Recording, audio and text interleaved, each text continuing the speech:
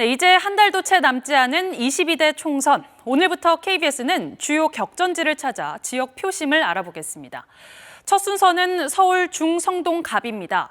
더불어민주당 전현희 그리고 국민의힘 윤희숙 후보가 맞대결을 준비하고 있습니다.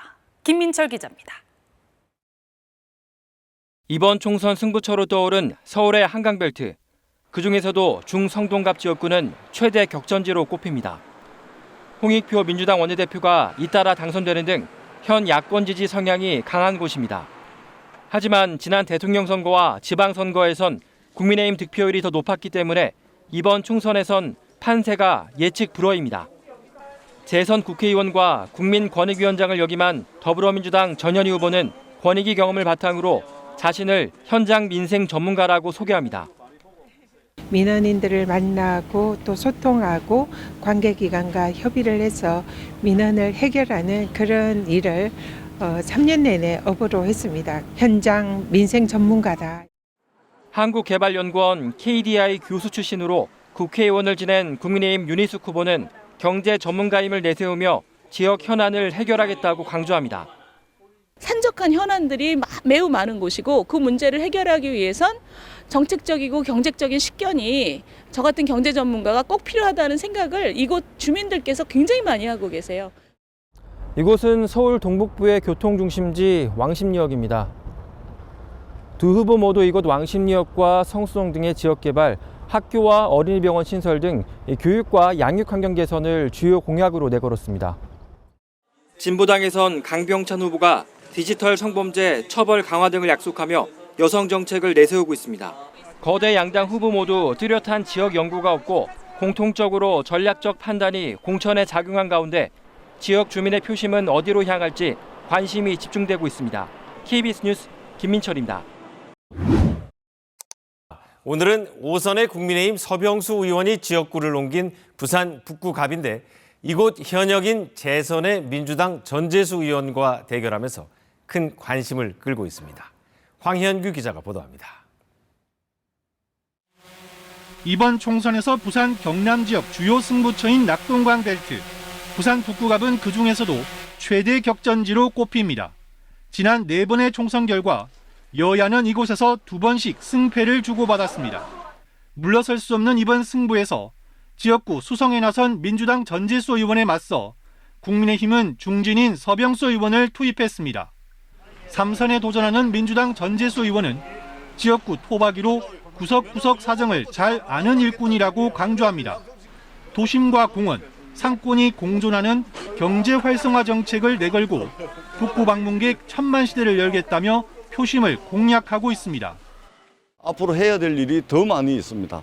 무슨 일을 해야 될지를 잘 알고 있는 전재수가 우리 북구 주민들의 일꾼에 대한 열망을 반드시 풀어드리겠다라는 말씀을 드리겠습니다.